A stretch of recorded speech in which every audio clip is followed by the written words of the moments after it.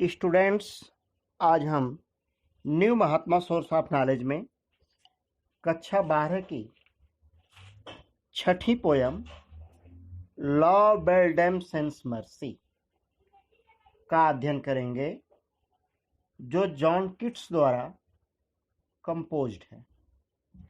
यह कविता एक बेलड है, अर्थात यह गीत गा करके प्रस्तुत की गई है।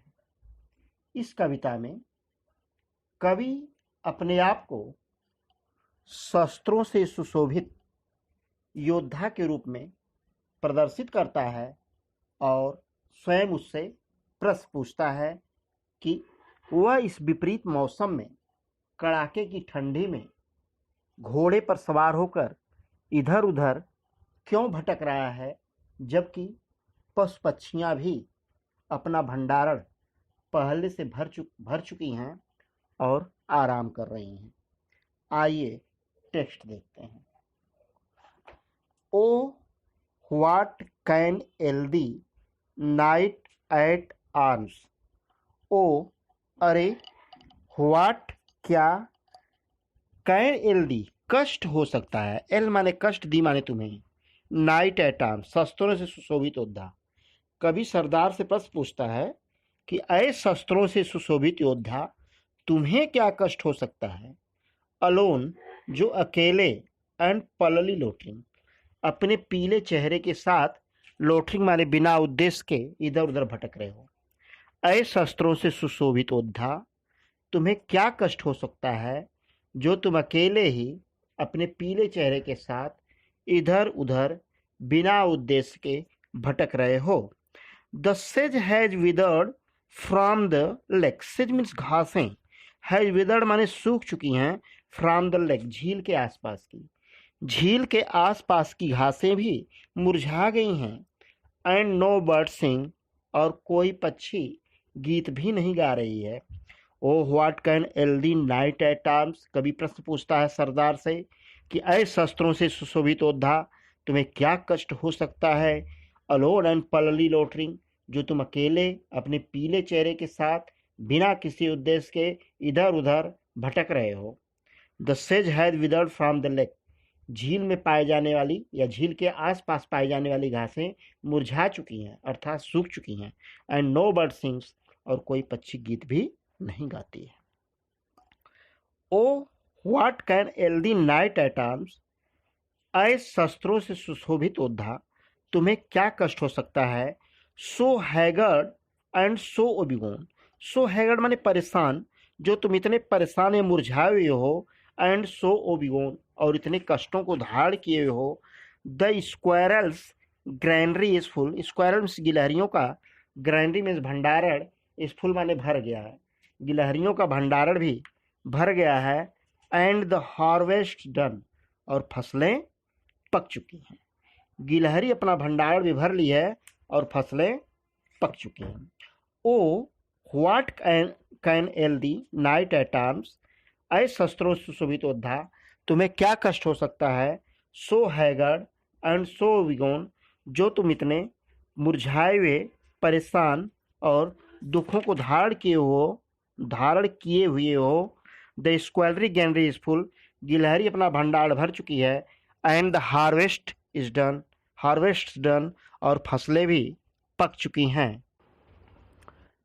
कवि कहता है see a lily on thy brow, lily means कुमुदिनी, ब्रो माने माथे पर, मैं तुम्हारे माथे पर एक कुमुदिनी का फूल देखता हूँ, अर्थात मैं तुम्हारे माथे को कुमुदिनी के फूल की भांति सफेद देखता हूँ। With anguish moist and fever dew, with anguish moist, जो परेशानियों के कारण नम हो गई है, एंड फीवर, और बुखार के कारण ड्यू, गीली हो गई है। जो तुम्हारा माथा है वह परेशानियों के कारण और बुखार के कारण गीला हो गया है। एंड ऑन दाई चिक्स, और तुम्हारे गालों की एक फेडिंग रोज, मुरझाया गुलाब देखता हूँ, अर्थात तुम्हारे गालों की लालिमा को समाप्त होते हुए देख रहा हूँ। फास्ट विदर्ड टू, तुम्हारा चेहरा तेजी से सूख रहा है या मुरझा रहा है।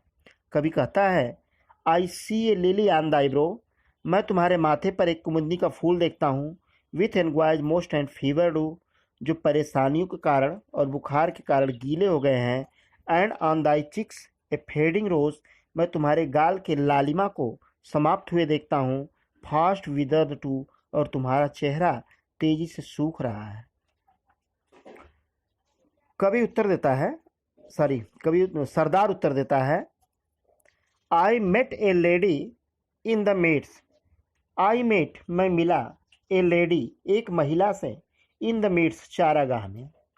सरदार कवि से कहता है कि मैं चारागाह में एक महिला से मिला। Full beautiful a fairy's child, फेरी माने परी की, चाइल्ड माने बच्ची के समान, जो एक परी की बच्ची के समान, फुल ब्यूटीफुल, बहुत ही खूबसूरत थी। मैं चारागाह में एक महिला से मिला जो परी की बच्ची की बात बहुत ही खूबसूरत थी। हर हेयर वॉज लॉन्ग, उसके बाल लंबे थे। हर फुट वॉज लाइट, उसके पैर हल्के थे। And her eyes were wild, और उसकी आंखें मस्त थी, यानी खूबसूरत थी। तो I met a lady in the meads, मैं चारागाह में एक महिला से मिला। Full beautiful a fairy's child, जो एक परी की बच्ची की बात बहुत ही खूबसूरत थी। हर हेयर वॉज लॉन्ग, उसके बाल लंबे थे। हर फुट वॉज लाइट, उसके पैर हल्के थे। And her eyes were wild, और उसकी आंखें उन्माद या मस्त थी, खूबसूरत थी। I made a garland for her head, garland means माला, मैं उसके सिर के लिए एक माला बनाया। आई मेड ए गार्लैंड, मैं एक माला बनाया, फॉर हर हेड, उसके सिर के लिए। And bracelet too, bracelet means कंगन, और कंगन भी बनाया। And fragrant zone, fragrant means करधनी, कमर में पहनने वाला आभूषण। एंड फ्रेग्रेंट जोन, और सुगंधित करधनी बनाया। सी लुक्ड एट मी, वह मेरे तरफ ऐसे देखी, एज सी डिड लव, जैसे वह मुझसे प्रेम करती हो। एंड मेड ए स्वीट मोन, और वह प्रेम की आह भी भरी।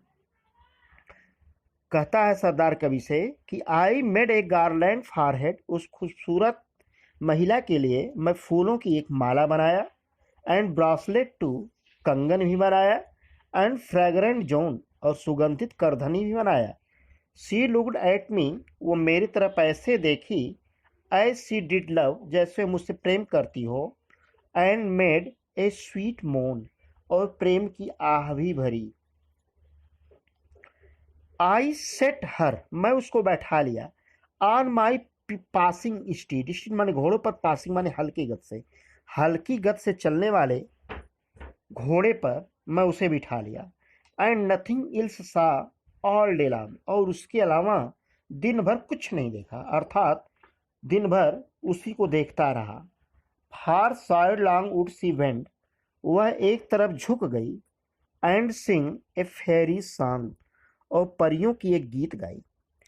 आई set her on my pacing steed, मैं अपने आसानी से चलने वाले घोड़े पर उसे बैठा लिया। And nothing else Saha all day long, और उसके अलावा दिन भर कुछ नहीं देखा। फार side long would see bend, वह एक तरफ झुक गई। And Singh A Pheri song, और परियों की एक गीत गाई। She found me roots of relish sweet, she found me, वह मुझे प्रदान की, रूट्स माने जड़, ऑफ रेली स्वीट, मधुर स्वाद का, वह मुझे मधुर स्वाद का कंदमूल दी। एंड हनी वाइल्ड, और जंगली शहद दी। एंड मैना ड्यू माने अलौकिक या दैवीय पेय पदार्थ, और मुझे वह एक अलौकिक पेय पदार्थ दी। And sure in language strange, और निश्चित ही अपनी विचित्र भाषा में, सी सेड, वह बोली, आई लव दी ट्रू, मैं तुमसे सच्चा प्रेम करती हूँ। She found me roots of relish sweet, वह मुझे मधुर स्वाद वाला कंदमूल फल दी। एंड हनी वाइल्ड, जंगली शहद दी। एंड मैना ड्यू, और दैवीय पेय पदार्थ दी। And sure in language strange, और निश्चित ही अपनी विचित्र भाषा में, सी सेड, वह बोली, आई लव दी ट्रू, कि मैं तुमसे सच्चा प्रेम करती हूँ। She took me to her इल्फिन ग्रॉट, सी टुक मी, वह मुझे ले गई, टू हर इल्फिनग्राट, इल्फिनग्राट माने रहस्यमयी गुफा में, वह मुझे अपनी रहस्यमयी गुफा में ले गई। And there she wept and sighed full sore, and there she wept, और वहाँ वह रोई, एंड साइड, और आह भरी, फुल सोर, मेरे लिए दुखी होकर, वह दुखी होकर के वहाँ पर रोई और आहें भरी। एंड देयर आई सट हर वाइल्ड वाइल्ड आइज, और वहाँ पर मैं उसके मदहोश या खूबसूरत आँखों को बंद कर दिया, विथ किसेस फोर, 4 चुंबन के द्वारा। सी टुक मी टू हर इल्फिनग्राट, वह मुझको अपने रहस्यमय गुफा में ले गई। And there she wept and sighed full sore, वह वहाँ रोई और आहें भरी। एंड देयर आई सट हर वाइल्ड वाइल्ड आइज, और वहाँ मैं उसके उन्माद आँखों को बंद कर दिया, विथ किसेस फोर, 4 चुंबन के द्वारा। And there she lulled me sleep, lulled sleep माने लोरी गाकर सुला देना। And there she lulled me sleep, और वहाँ वह मुझे एक लोरी गाकर सुला दी। एंड देयर आई ड्रीम्ड, और मैं वहाँ स्वप्न देखा। आह ओ बी टाइड, अरे कितने भयानक स्वप्न थे। The latest dream I ever dream, वह मेरे अंतिम स्वप्न थे जिसको मैंने कभी देखा था। On the cold hill side, उस ठंडी पहाड़ी के किनारे।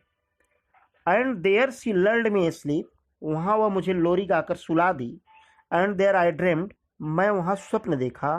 आह ओ बी टाइड, अरे वे कितने भयानक स्वप्न थे। The latest dreamed I ever dreamed, वे मेरे अंतिम स्वप्न थे जिसको मैंने कभी देखा। On the cold hill side, उस ठंडी पहाड़ी के किनारे। आई सा, मैंने देखा, पल किंग्स एंड प्रिंसेस टू, पीले चेहरे वाले राजाओं और राजकुमारों को भी। मैं पीले चेहरे वाले राजाओं और राजकुमारों को भी देखा। पल वॉरियर्स, और पीले चेहरे वाले योद्धाओं को देखा। डेथ पल वेयर दयाल, वे सभी मौत के कगार पर पीले पड़े हुए थे। दे क्राइड, वे चिल्लाए। लॉ वेल्डेम्सन्स मर्सी हैथ दी इंथेल, लॉ वेल्डेम्सन्स मर्सी, दया रहित महिला ने, हैथ दी इंथेल, तुम्हें भी अपनी प्रेम जाल में फंसा लिया। आई सा पल किंग एंड प्रिंसेस टू, मैं पीले चेहरे वाले राजाओं और राजकुमारों को भी देखा। पल वॉरियर्स, पीले चेहरे वाले योद्धाओं को देखा। डेथ पल वेयर दयाल, वे सभी मौत के कगार पर पीले पड़े हुए थे। दे क्राइड, वे चिल्लाए। लॉ वेल्डेम्सन्स मर्सी हैथ दी इंथेल, दया रहित महिला ने तुम्हें भी अपनी प्रेम जाल में फंसा लिया।